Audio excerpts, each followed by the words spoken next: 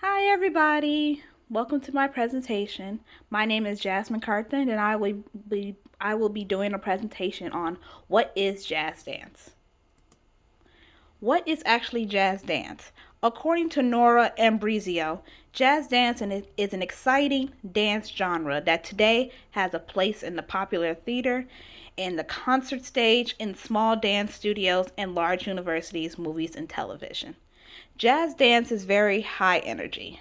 To me, I'm gonna say to me, and say it's very in your face and it's like exciting and it's like groovy. If we're still using that word, I'm gonna say I really like jazz dance, and especially for it being my first technique class, I'm really learning a lot. That it is technically, but it's fun.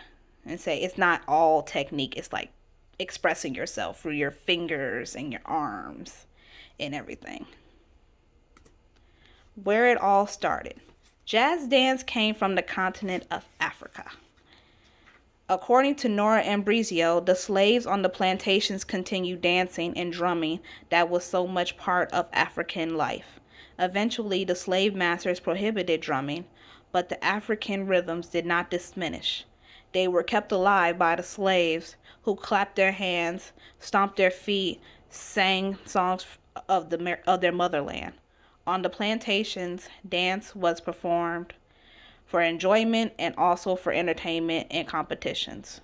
Slave masters would often have the best dancers entertain their guests or compete against slaves from other plantations.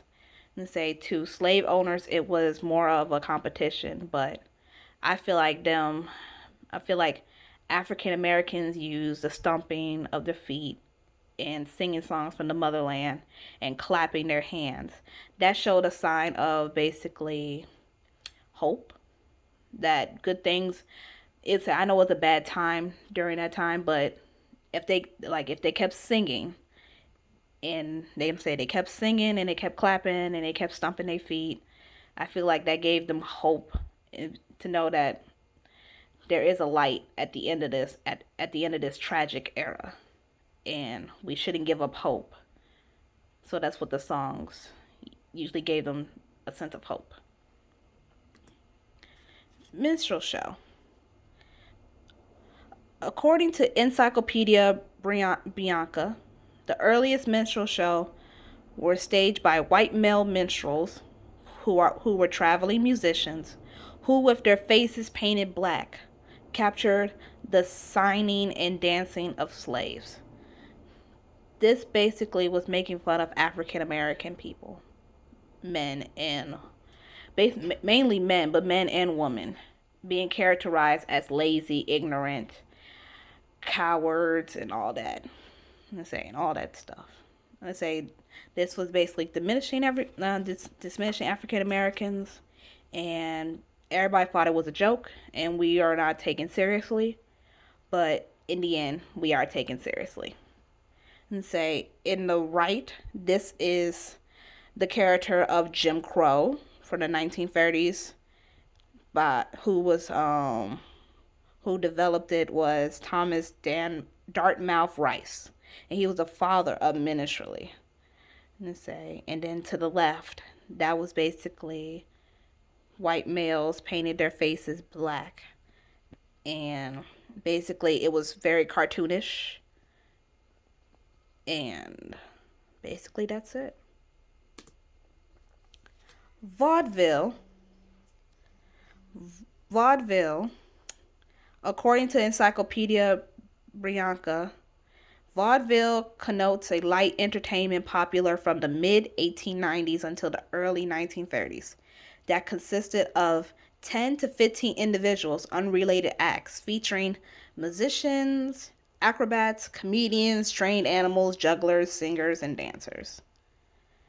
This gives me the Greatest Showman type of feel. If you ever watched that movie, I'm saying if you ever watched that movie, great, watch it again. If you haven't, please watch it because it was an amazing movie. It's one of my favorites personally.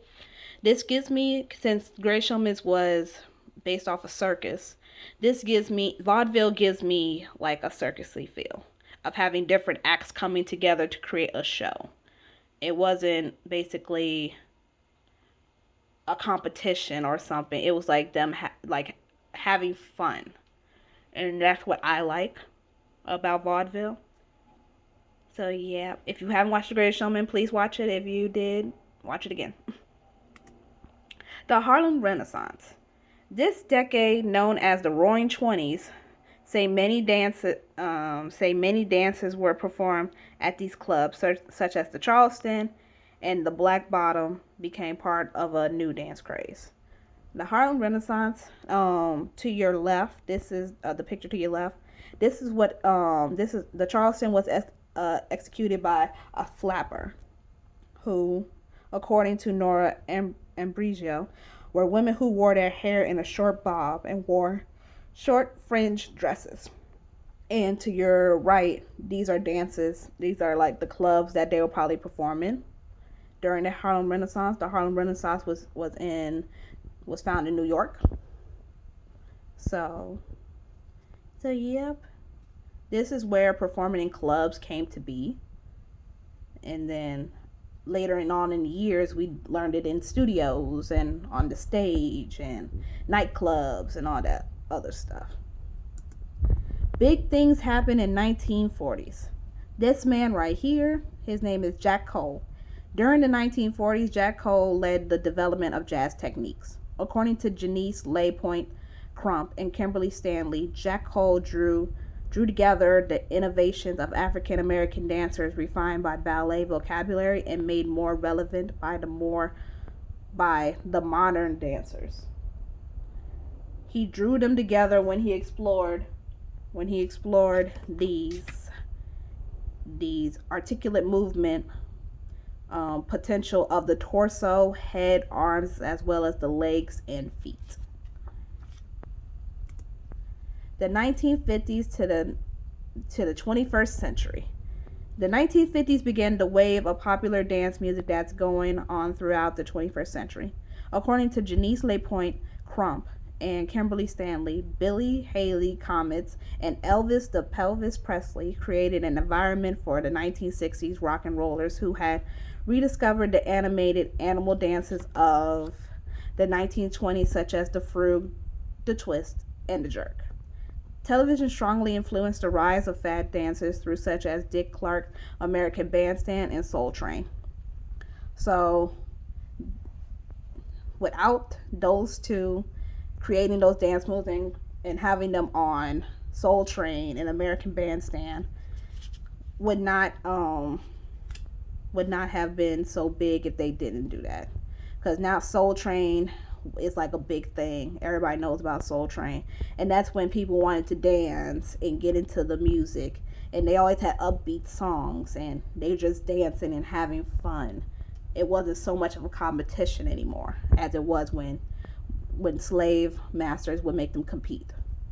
They wanted to just entertain and not taking it as minstrel shows, like embarrassing African Americans. They just wanted to have fun and enjoy it. The 1950s to the 21st century, part 2. According to Janice LaPointe Crump and Kimberly Stanley, Bob Fosse introduced Broadway to an icy urban fusion of jazz, ballet, and modern. These styles were used in a lot of Bob Fosse's work, such as Sweet Charity, Chicago, Cabaret, Big Deal, and All That Jazz.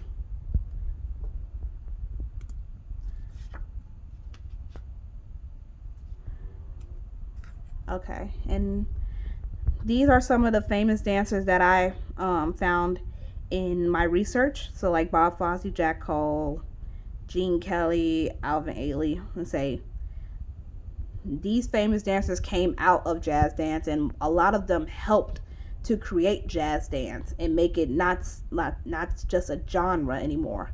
It's like how young stars want to get into the entertainment industry. They want to be exciting. They want to jump up. They like to move and everything. And that's it. And I really like jazz dance, and I appreciate all these jazz dancers for creating this genre. These are the terms that I learned in jazz dance class. So a chasse, a pivot turn, a pirouette, spotting, leap, plie, parallel, contraction, point, turn out, flat back.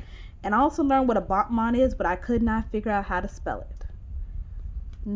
And I learned the first position, second position, third position, fourth, fifth, all those basics basics that we learned in the beginning, and saying these were the terms that really stood out to me.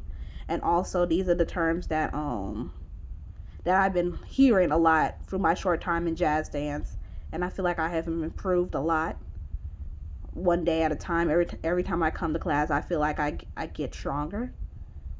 And I really appreciate Rachel and Jamie for introduced me to jazz, and I want to keep continuing with jazz. So, this is the end of my presentation. If you like to contact me, feel free. So, I see you guys on tomorrow. Have a great rest of your day and stay safe. Bye.